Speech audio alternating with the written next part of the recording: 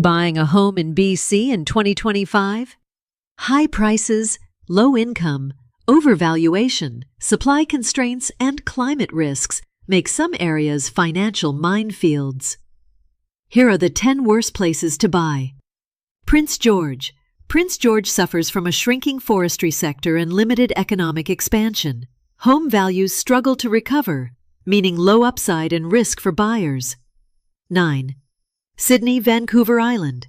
With a median household income around $64,000 and rising rents, hitting $2,500 for a two-bedroom, Sydney is pushing affordability limits in a limited job-based market.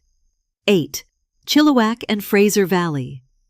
The Fraser Valley, key cities like Chilliwack, plagued by weak value scores and flat price growth. Since 2015, affordability has worsened by roughly 2.5 years of income, worse even than Vancouver proper. 7. Kelowna, Central Okanagan. Kelowna, once a hot market, shows early signs of a buyer's market, nearly 9 months of inventory and falling prices, about 6% below peak. Yet home values remain near $1 million, making it nearly as unaffordable as Vancouver. 6. Vancouver Island's smaller centers, e.g. Port Alice, Haida Gwaii. Rural island markets like Port Alice saw home values spike 34%, while places like Prince Rupert fell by 8%. These volatile swings and thin demand make resale a gamble. 5. Victoria Metro. Victoria faces rising listings, but still maintains limited supply. Prices have stalled or dipped modestly, but affordability remains extremely stretched for most households. 4. Metro Vancouver, Greater Vancouver. Metro Vancouver ranks as the third least affordable housing market globally, with median multiple nearly 12 times income. Affordability has continued to worsen since 2015. 3. Spread of unaffordability to surrounding BC markets.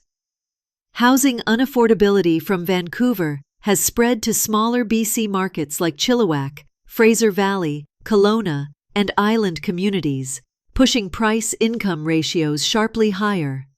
2. Province-wide housing affordability crisis. Demographia rates Canada as a whole severely unaffordable. British Columbia is among the worst. Median multiple averages 11.8 in Vancouver.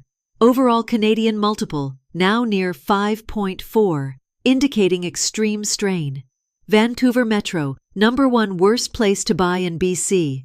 Median multiple 11.8 to 12.3, making it impossibly unaffordable. Tight supply and policy barriers inflate prices despite cooling interest rates.